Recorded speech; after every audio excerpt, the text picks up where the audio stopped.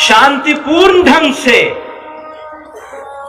अपना जो प्रोटेस्ट है वो करने का जो हमारा अधिकार है, हम किसी ताकत को किसी कीमत पर वो अधिकार छीनने की इजाजत नहीं देंगे। और अगर तुम अंग्रेजों के दमनकारी तरीकों को इस्तेमाल करोगे तो उसको तोड़ना भी हम जानते हैं।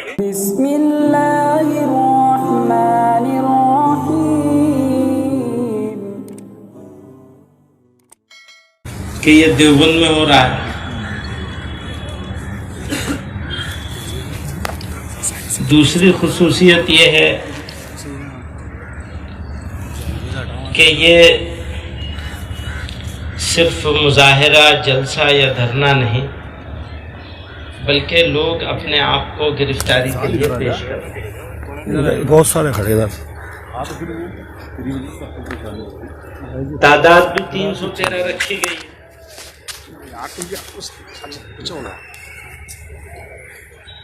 इसके भी बहुत सारे फायदे हैं। मौलाना सैयद सुलेमान नदवी रहमतुल्लाह अलैह ने अब से 80-85 साल पहले और ज्यादा पहले ये शिकायत की थी कि तुम में ये बीमारी है। हमसे ये शिकायत की थी कि तुम में ये बीमारी है कि तुम तूफान की तरह खड़े हो जाते हो, सैलाब की तरह से चीजों को बहाने के लिए तैयार हो जाते हो, लेकिन कोहकन की तरह से पत्थर पत्थर तोड़ तोड़ के रास्ता बनाने के लिए तैयार नहीं होते। मतलब ये कि लाख आदमी जमा हो जाएंगे एक दिन में, लेकिन रोजाना थोड़े थोड़े लोग आते रहें और लड़ाई को लंबा चलाया जाए, इसके लिए तुम तैयार नहीं होते। तो जमीयत उलमा ने यह शुरू किया है यहां पर कि जुल्म के खिलाफ, अन्याय के खिलाफ, अत्याचार के विरुद्ध, उन लोगों के खिलाफ जिन्होंने फिरौन की तरह तकब्बुर किया है,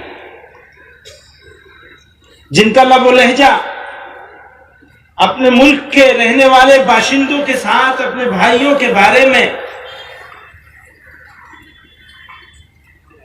ऐसा होता है जैसे दुश्मनों के साथ।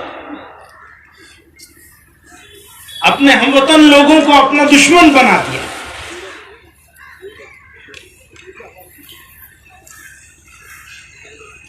और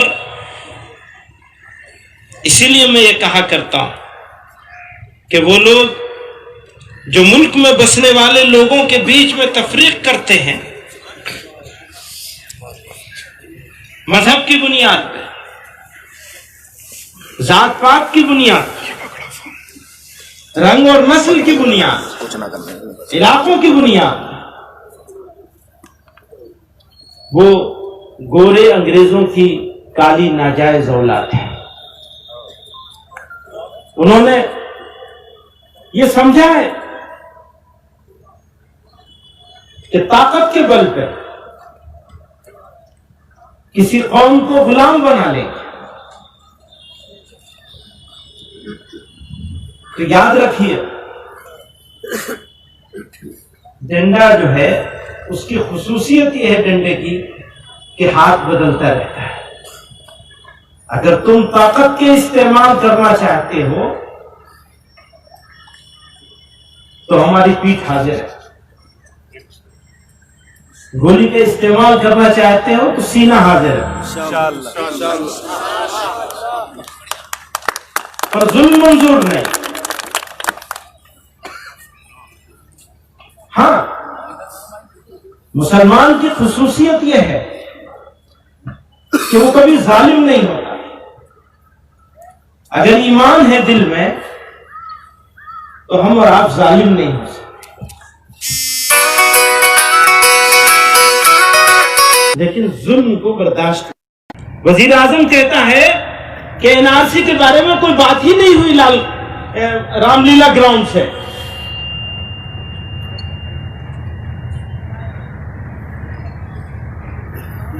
और मौजूद है उनका रिकॉर्ड। उससे पहले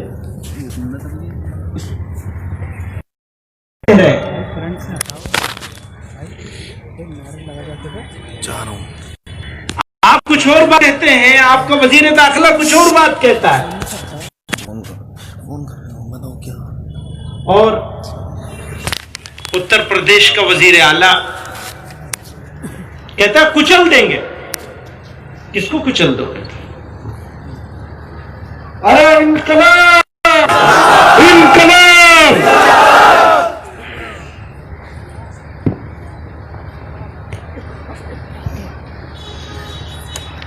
इंशाअल्लाह तुम्हारी गोलियां कम पड़ जाएंगी, हमारे सीने नहीं कम होंगे।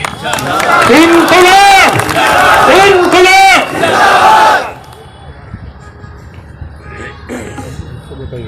तारीख उठा के देखिए तो ज्यादा दिन नहीं गुजरे हैं। पेशावर के किस्सा खानी बाजार में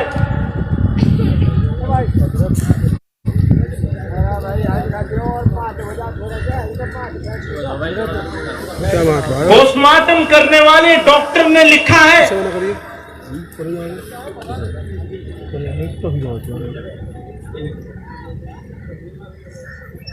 पेशावर के किस्सा खानी बाजार में शहीद होने वाले लोगों की पोस्टमार्टम करने वाले डॉक्टर ने लिखा है कि इतने लोगों का मैंने पोस्टमार्टम किया, किसी एक आदमी ने अपनी पीठ पर गोली नहीं खाई थी। जिसने गोली खाई है सीने पर खाई है। आज भी इस देश के गयूर मुसलमान अगर गोली खा रहे हैं तो सीने पर खा रहे हैं, पीठ पर नहीं खा रहे हैं। मुझे फख्र है।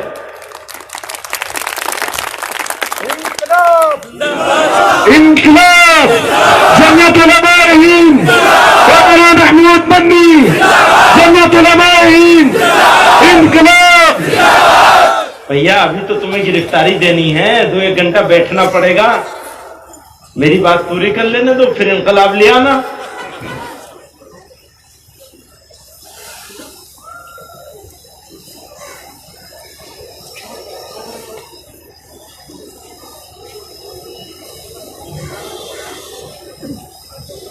कौमों की जिंदगी के लिए 2 चीजें निहायत दर्जे जरूरी हैं। एक हिम्मत और एक इस्तिकलाल। जो काम किया जाए बराबर किया जाए।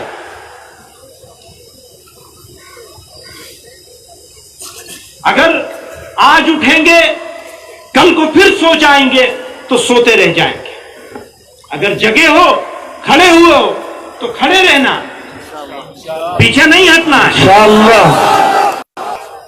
ये काम मैंने इनसे कहा है, एक दिन छोड़ के एक दिन करिए ताकि ये लंबा चले और चलता रहे इंशाअल्लाह। लेकिन इसका ध्यान रहे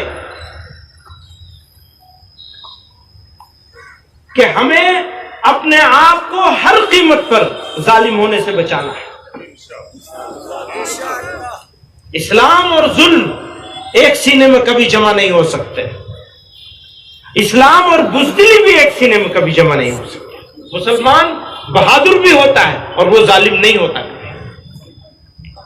दोनों बातों का ध्यान रखना है, एक फाइन बैलेंस रखना है।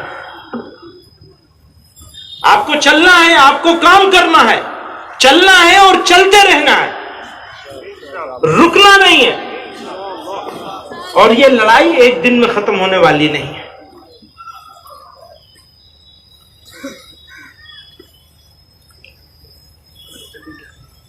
इसीलिए 313 की तादाद रखी गई।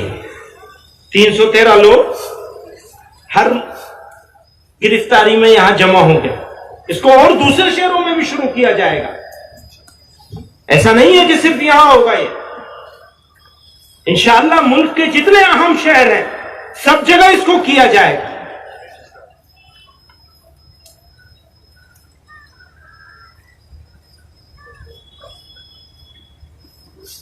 पीछे नहीं हटेंगे इंशाल्लाह। आप लोगों का साथ रहना चाहिए बस।